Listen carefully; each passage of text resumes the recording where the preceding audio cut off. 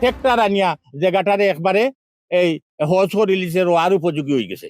এত সাহসী মানুষ কইতনে আইলো, স্থানীয় প্রশাসন মানে না, চেয়ারম্যানটে মানে না। এই রাস্তা আমরা 4-5টা গ্রামর মানুষ হিন্দু সম্প্রদায়ের সব যায় খালাসান্দর তলিত।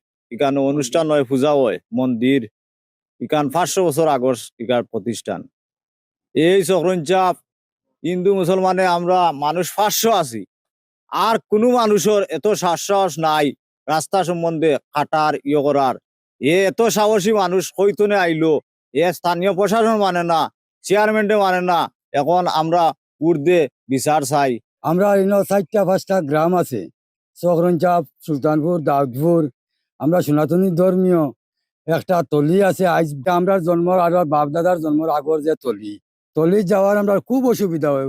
এখন তলির যে একটা রাস্তা হয়েছে, সরকারি অনুদান আইছে, সরকার একটা আমরা দিছেন রাস্তার মাটি বা ইট চলিং করিয়া রাস্তাটা। এই রাস্তাটার মধ্যখানো আমরারও গ্রামের পার্শ্ববর্তী বাড়ির লাইন খাটি ফেলাই দিয়েছেন রাস্তাটা।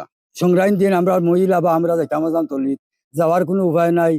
রাস্তা পানি, রাস্তা তো খাটা, আমরা যাওয়া বন্ধ করি। সরকারের আমলেও এই রাস্তাটাই হয়েছে খুব কষ্টে। এই এলাকার খুব জরুরি ভিত্তিতে মনে করি এই রাস্তাটা হয়েছে, শুধু এই তলির জন্য নয়।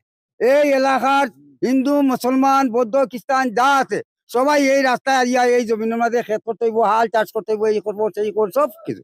কিন্তু কোন কুচক্র এবং আব্দুল জলিল যে সাহস বা তার ছেলে রাশেদুল যে সাহস করে এই রাস্তাটি কেটে ফেলেছেন, আমি উক্ত প্রশাসনের দাবি করছি এবং এমপি মহোদয়ের দাবি জানাচ্ছি যে যাতে সুদৃষ্ট স্বতন্ত্র সাক্ষেপে বিবেচনা করিয়া এই বৃহৎ বিচার ব্যবস্থা গ্রহণ করা হয়। আব্দুল জলিলের ছেলে রাশেদ মিয়া এই রাস্তাটি জোরপূর্বক কেটে ফেলে দিয়েছে। অনতি বিলম্বে এই রাস্তাটি পূর্ণ নির্মাণ করে দেওয়ার জন্য আমরা জোর দাবি জানাচ্ছি। আমরা সব সময় এই চলিতে যাওয়া আসা করি। পার্শ্ববর্তী একজন জলিল মিয়া হরি নাম, তার ছেলে আইয়া এই রাস্তাটা খাটিয়া আমরা যাওয়া আর বিচ্ছেদ হইলি। এই তলিতে মানুষ অনেক কষ্ট করে আসা যাওয়া করছে, করার কারণে আমরা অনেক প্রশাসনের করছি করিয়া আমরা এই রাস্তাটা আমরা করছি, অনেক কষ্টে করছি। এবং এই রাস্তা দিয়ে টোটাল পূর্ব অঞ্চলের যে আমাদের যে এলাকা আছে, এলাকার মানুষের আসা যাওয়ার একমাত্র রাস্তা আমাদের এই রাস্তাটি। এই রাস্তাটি এই কাটার সাথে সাথে স্থানীয় প্রশাসন টোটাল এলাকার মানুষের ডাকিয়া একটা ফয়সলা দিছিলা যে তোমরা খাটছো যখন, তোমরা রাস্তাটা আবার পুনর্বার বরিয়া দিলাও। আর সোমবারে আমি এটা দেখিয়া দিলাইমু যে কথাটা কইয়া তারা শুধু বাড়িতে গিয়া পৌঁছতে পারছে না, এই 6 ঘন্টা পরেই আবার দেখা যায় কিতা ট্রেক্টর আনিয়া জায়গাটারে একবারে এই হজ রিলিজের আর উপযোগী হয়ে গেছে।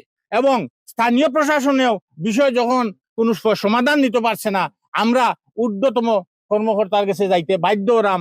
এখন ঊর্ধ্বতম কর্মকর্তার কাছে আমাদের দাবি থাকবো যে এই রাস্তাটি যেভাবে কাটা হয়েছে আবার পুনর্বার নির্মাণ করে দেওয়ার জন্য আমি জোর দাবি জানাচ্ছি এলাকাবাসীর পক্ষ থেকে।